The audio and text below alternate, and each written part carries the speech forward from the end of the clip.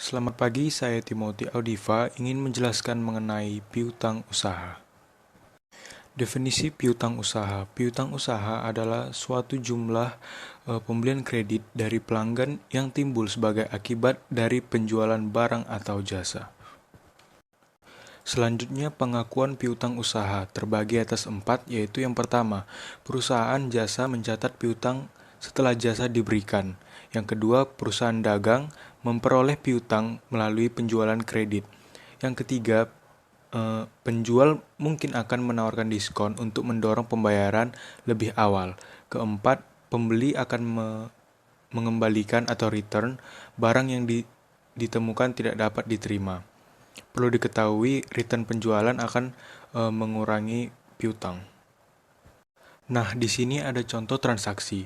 CV Samosir menjual barang secara kredit kepada CV Sinaga pada tanggal 1 Mei 2018 senilai 15 juta dengan syarat 2/10 N/30. Pada tanggal 5 Mei 2018, CV Sinaga mengembalikan barang yang telah diterima senilai 1 juta. Pada tanggal 9 Mei, CV Samosir menerima pelunasan dari CV Sinaga.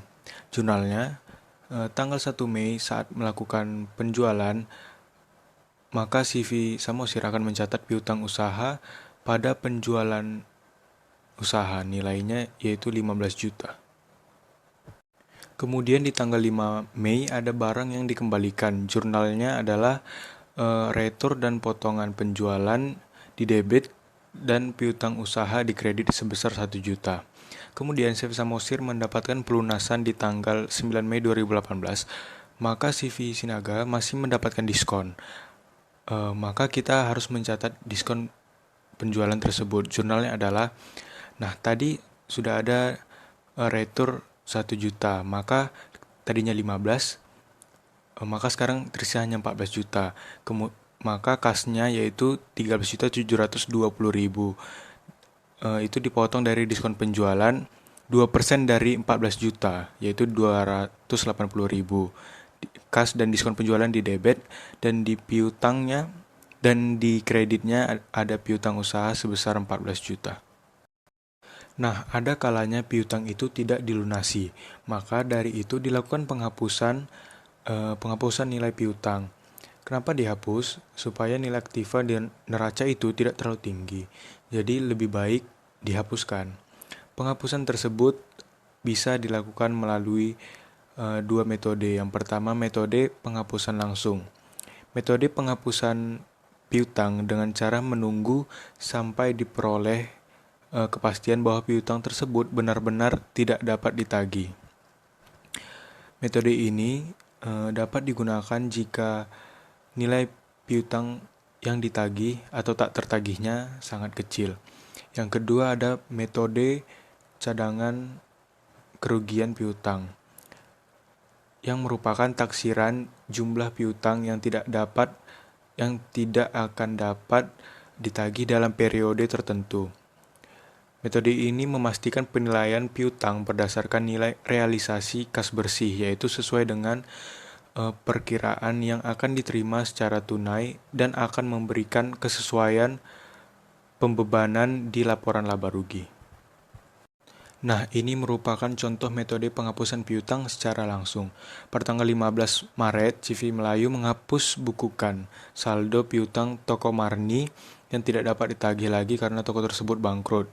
CV Melayu memutuskan bahwa piutang sebesar 16 juta akan dihapuskan. Jadi jurnalnya adalah kalau bertambah piutang kan tadi di debit. Nah, kalau dihapuskan otomatis berkurang dong.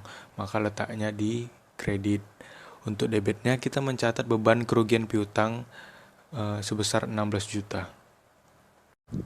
Ada kalanya piutang yang sudah kita hapuskan tadi ternyata pihak yang ketiga bisa melakukan pembayaran kembali. Contohnya di sini pada tanggal 21 November 2017, Toko Marni menyanggupi untuk membayar sebesar 5 juta rupiah atas piutang yang telah dihapuskan. Pembayaran akan dilakukan pada tanggal 16 Desember 2017. Maka di saat dia menyanggupi tadi, kita mencatatnya sebagai piutang usaha di debit dan beban kerugian piutang di kredit sebesar 16 juta. Maksud saya 5 juta. Baru nanti setelah dia melakukan pembayaran, kita mencatatnya sebagai kas pada piutang usaha sebesar 5 juta. Perlu dicatat ketika melakukan penyanggupan dan pembayaran di tanggal yang sama, kita boleh langsung mencatatnya sebagai kas pada beban kerugian piutang. Dan diingat kalau tanggalnya sama. Selanjutnya, kalau menggunakan metode estimasi cadangan kerugian piutang, ada dua hal yang bisa digunakan, yaitu ketika melakukan pencadangan berdasarkan persentasi penjualan atau pencadangan berdasarkan presentasi piutang. Nah, kalau pakai cadangan kerugian menggunakan penjualan, maka nanti manajemen mengestimasi cadangan kerugian piutang berdasarkan jumlah presentasi penjualan kredit yang tak tertagih pada masa lalu dan kebijakan pembelian kredit. Contohnya, CV Laris Manis memilih menggunakan presentasi penjualan dalam menetapkan piutang tak tertagihnya, yaitu sebesar 1% dari penjualan kredit. Penjualan kredit bersih untuk tahun 2017 adalah 10 juta. Maka estimasi atas beban piutang tak tertagih adalah sebesar 100.000, yaitu didapat dari 1% dari 1% dikali 1 juta tadi. Jurnalnya adalah beban kerugian piutang di debit 100.000 dan cadangan piutang tak tertagih di kredit 100.000. Kalau cadangannya menggunakan piutang usaha, berarti di sini manajemen mengestimasi cadangan kerugian piutang berdasarkan jumlah presentasi piutang tak tertagih pada saldo piutang, yaitu dengan menggunakan schedule umur piutang. Kemudian misal tadi udah dihapus, dia bisa melakukan pelunasan lagi pada tanggal 18 Desember 2017. Toko Sejahtera menyanggupi untuk membayar sebesar 2 juta atas piutang yang telah dihapuskan. Pembayaran akan dilakukan pada tanggal 20 Desember 2017. Maka tanggal 18 kita bisa mendapat piutang usaha di debit dan cadangan kerugian piutang di kredit sebesar 2 juta. Lalu tanggal 20 Desember kita akan menerima kas dan piutang usaha akan berkurang, saldonya yaitu 2 juta.